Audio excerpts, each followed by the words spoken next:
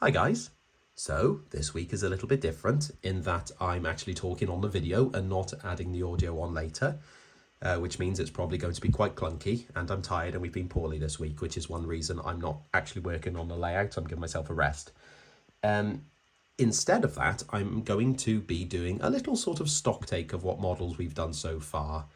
It was at the request of someone watching the channel. Doesn't do any harm, does it, looking at some trains? The main reason I'm going to do that, though, is because I've been sent this. It's a camera. So I'm all for getting free things on the channel, actually, because I'm poor, so that's quite good. Just before we go forward with this, I will just mention that the only way I take these things on is if I can be honest with the review. I don't want to sort of take free things and sell my soul and just give you sort of false information. I'm just going to be honest with you as we go through. It's just a train of thought, really. Train of thought. So this is the BenQ ideaCam S1 Pro. The reason that I've accepted this particular camera is because, one, I just use my iPhone when I'm doing anything on the channel. And two, this is not just like a vlogging camera. This has actually been designed for desktop work, like model making, looking at documents, things like that. So I thought it'd be really relevant for the channel. I'm unsure how good the quality is going to be compared to the iPhone, but in its defense, I think this camera is about £180 British pounds. Compared to like an £1,800 iPhone, it's not really a fair comparison. But either way, let's give it a go. I have been in the box just because I had to set up the software and things, so as everything else, it's quite messy. But if I just give you a quick run through what we've got, this is the camera itself. And what I like about this is that it comes with a macro lens. Well, it's not really a lens, it's basically just it is a lens, yeah. It's magnetic, so it sort of just sticks on the front, which is quite nice. What else we got? This is just like, I think this is just a cover. It fits perfectly, so I'm assuming that's a cover. The idea of this camera is that you'll see it's got this little sort of indent here. That's because it's got like a weighted holder that will go up on top of your monitor. I don't actually have a desktop computer. I use a laptop when I'm doing the videos. But what I will do is attach this, hopefully, to the iPhone phone holder that I use when I'm filming the modelling. So this basically just slots in here. But what that does mean is that you can take that off and just carry it around, which I might do later to see how good that goes. And then it comes with this, which is like a little controller for it. I think this is like, well, I'm assuming that's like I should have looked this up really, but this looks like focus, taking a photo. I'm guessing this is autofocus and manual focus. Well, this is mute, so I'm assuming that it actually records the audio on the camera itself, so it'd be interesting to see what sort of quality that's like, and freeze frame as well, or just freeze. And that will connect up with the little sort of thing, the little thing. I will do a little bit of, obviously I need to do a review of the camera, and I guess that's useful for you guys. But once I've got that out the way, I'm just going to be focusing on the models and using the camera itself to do that. And I think that's the best way to sort of show off what it can do. I'm told that the macro is a ×15. So we'll see how good that is in a minute. I'm going to set it up. It basically all plugs into the laptop, which is really old, and you can probably hear it sort of humming away in the background, actually. I'll rig it all up, and then I'll swap the camera over to that, and we'll see where we are. Okay, well, we're now live on the camera, and not my phone. And to prove that, there is my phone. This is what I usually film on. It is now obsolete and will sit to the side, looking sorry for itself. So, a few things to mention before we get into model is, one, I don't know how the audio is going to sound until I hear this video after, so bear with me if it doesn't sound great. I believe the camera picks it up, so and I have got a cold, so I guess you'll hear every time I sort of sniff, which will be nice for you. Make you feel sort of really in the room with me, which will be nice. I did mention the reason I wanted this camera over others is because it's designed for close-up work. It has got a few other things that I like. It's got auto rotation, and I'll show you that if I can be bothered to pick it up and walk around the room with it later. But it will flip the camera depending on which way you're holding it, which is good because I don't know which way is up on the camera itself. They call it an all-in-one camera, and the reason they call it that is because it does webcams, it does looking at documents. Here's an important document from yesterday, actually. I'm sorry, at the Corris Gala. Very important. Actually, whilst we're talking about that, we'll look at this is the macro attachment with the magnet, so I'll put that on. And we will focus on and see where the macro is. Well, that's a good sign, because I'm quite close and it's still blurry. So how close do you have to be? Oh, Jesus. Oh, good Lord, look at that. Oh, wow. Oh, whoa. That's like FBI stuff, isn't it? That's quite cool. I'm not sure I'm confident enough to put a model on it, actually. Oh, I know. Let's put skarloey. Look at that. Every spot he's got. That's very impressive. That is very impressive. Okay. So, I'm happy with that bit. If nothing else, that's really cool. What else does this camera do before I can start talking about my own models and really sort of feeding my vanity? It's all in one. So it does the webcam, it does looking at documents, and it does close-up work. So for me as a modeler, that's going to be really good. It has software, which obviously I'm recording on, that comes with it, which is quite nice because you can do measurements and stuff on it, which is interesting. This is the S1, so it's 199 US dollars, which I don't use because I'm in Britain. So I think that's about 160, 170 pounds, something like that. So there's that. The attachment is really good because at the moment you're up on top of the phone holder. Like I said, that's worked really well and it's really stable. So I'm quite happy with it so far. I think it's got everything that I'm. And the other thing is, and I will. Oh, I did say, didn't I? It's got like you can just pick it up and walk around with it. As I was saying with the autofocus, you can literally just pick it up and walk around. I don't really want to do it much, but there you go, I'll do it for now. Hey, crabs. Oh, there we go. Look, so it's upside down. It shouldn't be. Maybe that's because it's. Why is it upside down? Is that because they're going to change? No. Okay. Well, I think it's meant to change. I wonder if it's because I'm actually recording at the moment. Right. Let's just ignore that because it's meant to do it. Does that mean it's upside down on the desk? No. Where's my hand? My hand is underneath, so that's okay. But now the autofocus doesn't work. What's going on with this camera? That's not very good, is it? Oh no, there we go. Sorry, it wasn't actually on autofocus, so that was my fault. Quick to point the finger.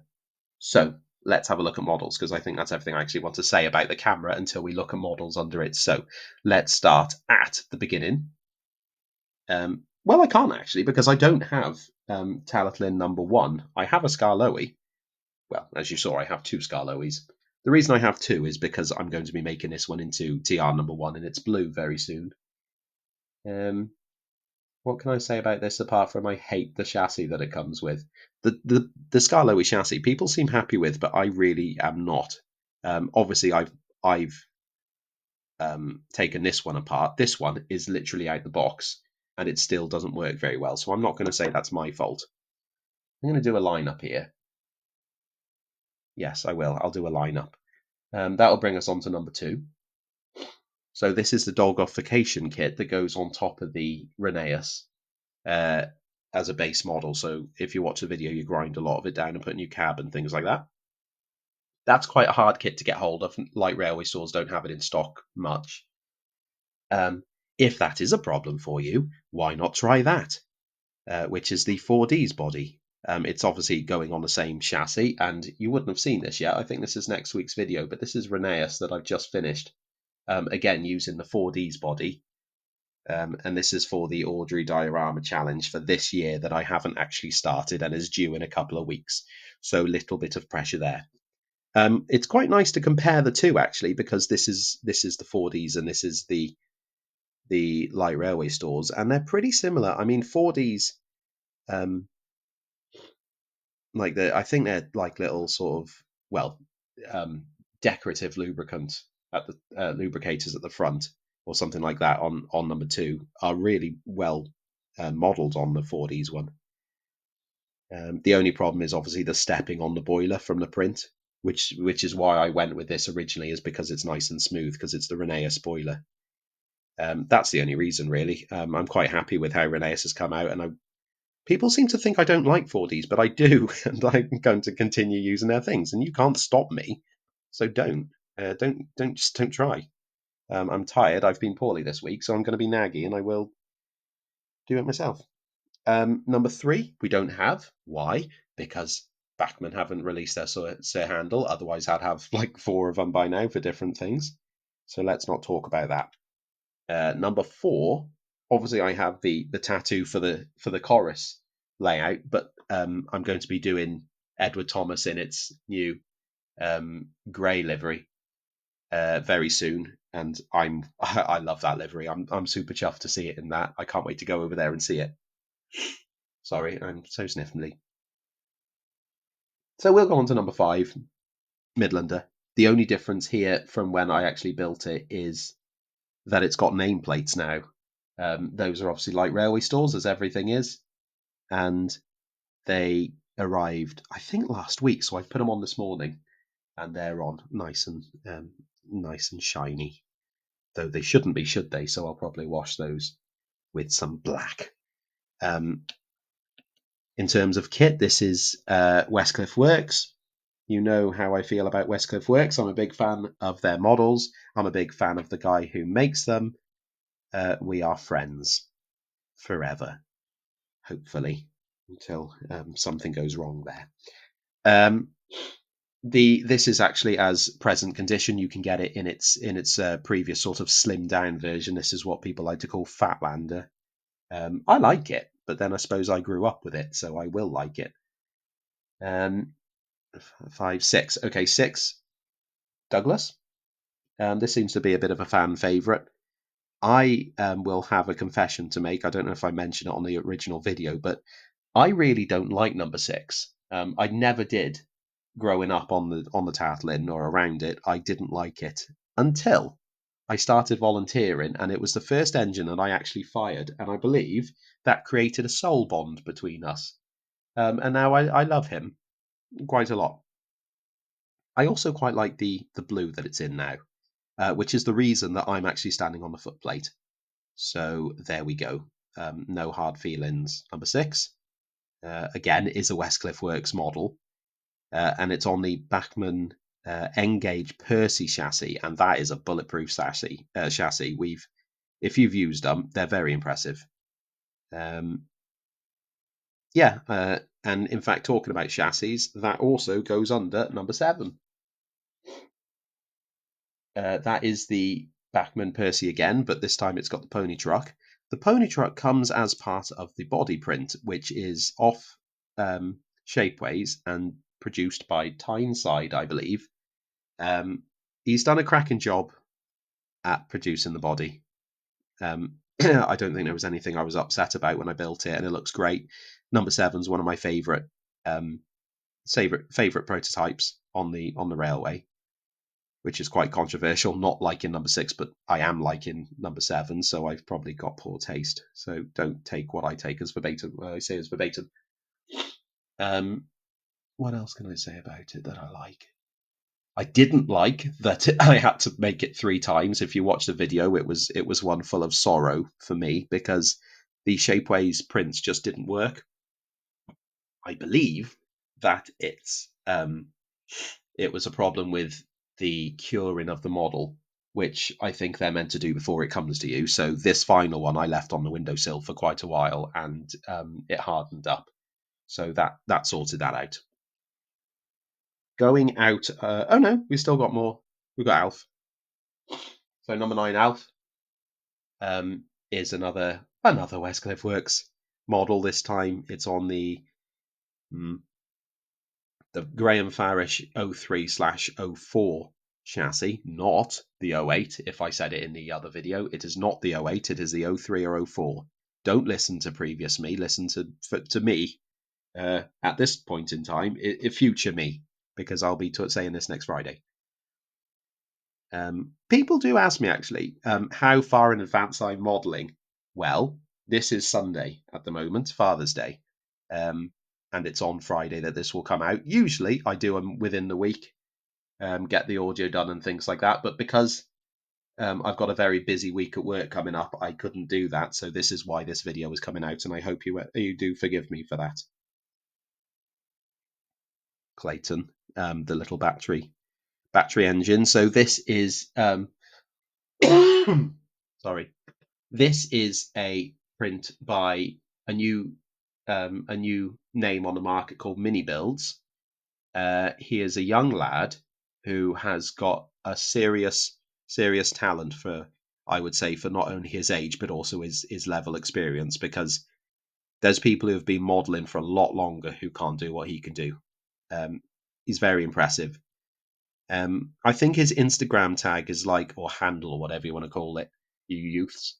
I think it's Tallylyn Photos, but yeah, he's brilliant. He brought his things to show me at. Oh God, I'm going to sneeze now.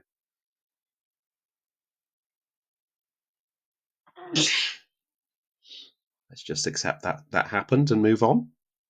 Although I will think about it late at night now. It's the type of thing that will plague me. He produces it in a number of bodies, so they're all slightly different to mark different ages of its life. I've done it as it was redone by the YMG on the Talyllyn, and how it was just before that at Corris, so I can run this at Corris and run this on Mount Gwernel. That was my plan, and I'm sticking to it.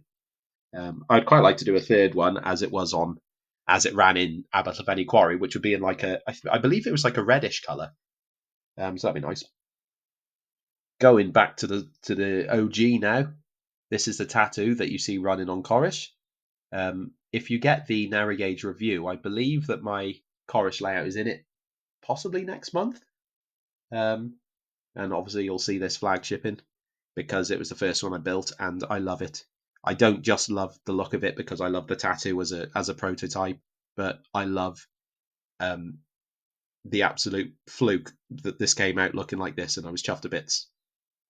I sort of half planned it, but really it was a fluke because it was the beginning of the black wash era, wasn't it? And I loved the look of it. Also, the Bachmann Peter Sam chassis is a brilliant chassis.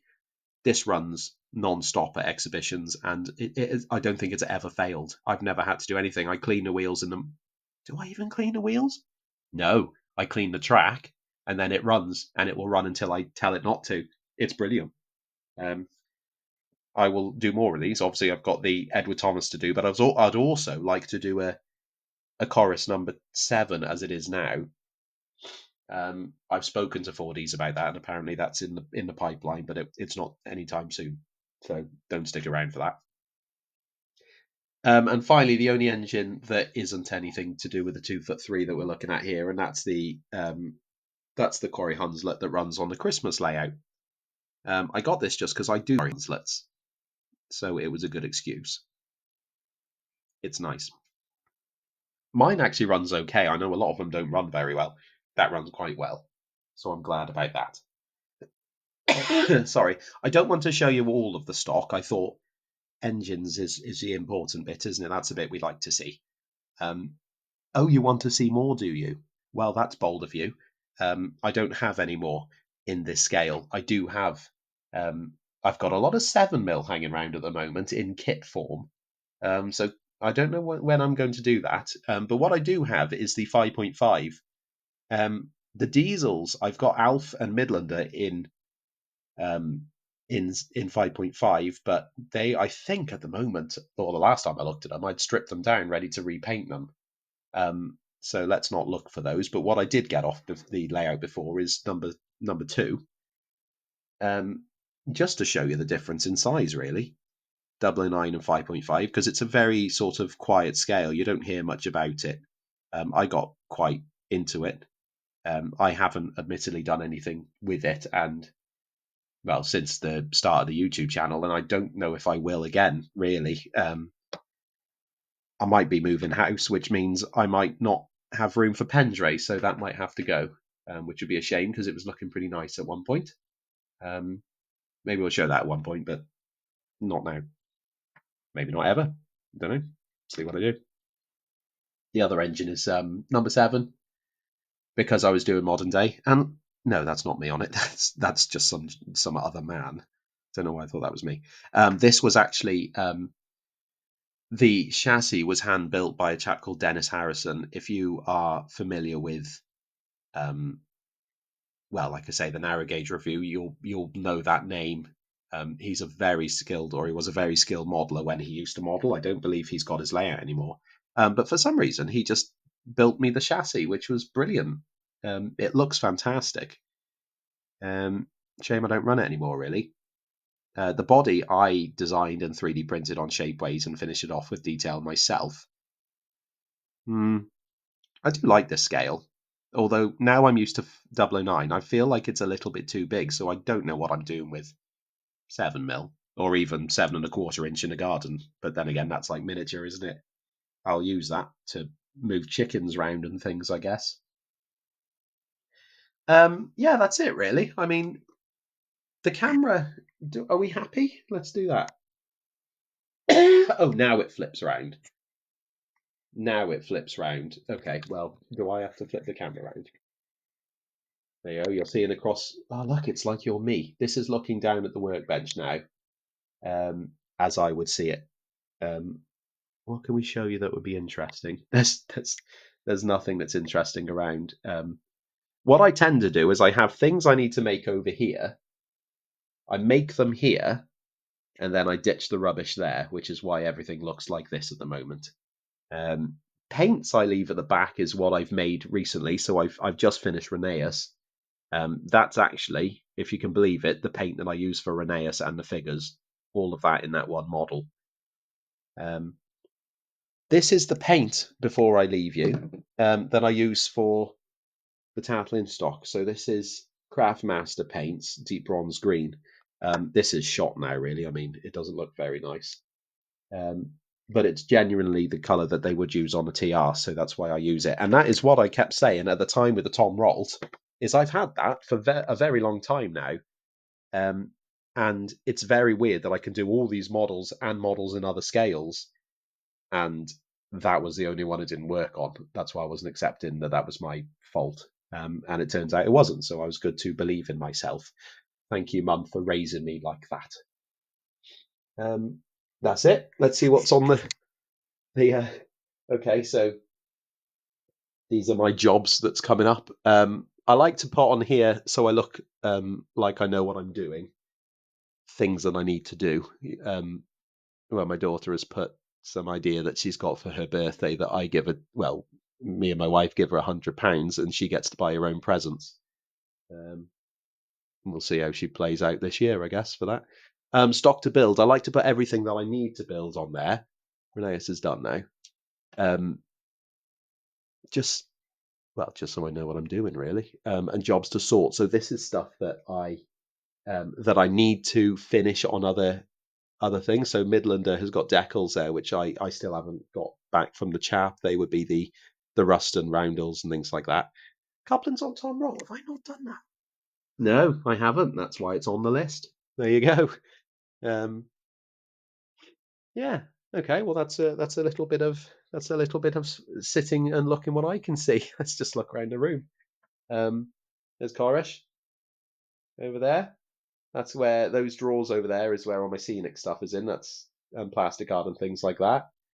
There's Nangwernal. It's got the lights on at the moment. The reason the background is coming off is because I don't.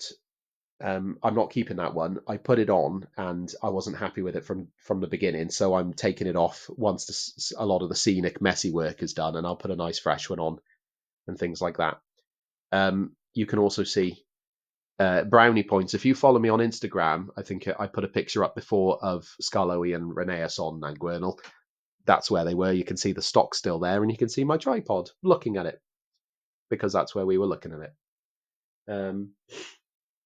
and Pendray is obviously behind.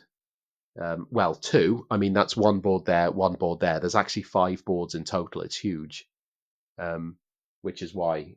I mean, it doesn't fit in this room, does it? But it definitely won't fit where we'll eventually go. I don't think so. There's that. So yeah, thanks for watching.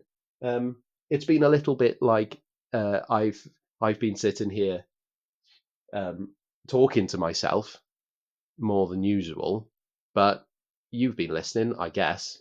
So that's good. Next week, I think we're going to go on to the diorama challenge, and Reneas's build obviously needs to be done. But that's it. Happy with the camera. I think I'll look at the footage back, but I can see myself using it in the future. So thank you to the people who sent me that. Can't even remember who it's probably BenQ actually. And thanks for watching. And I'm going to go now. So goodbye. Cheers.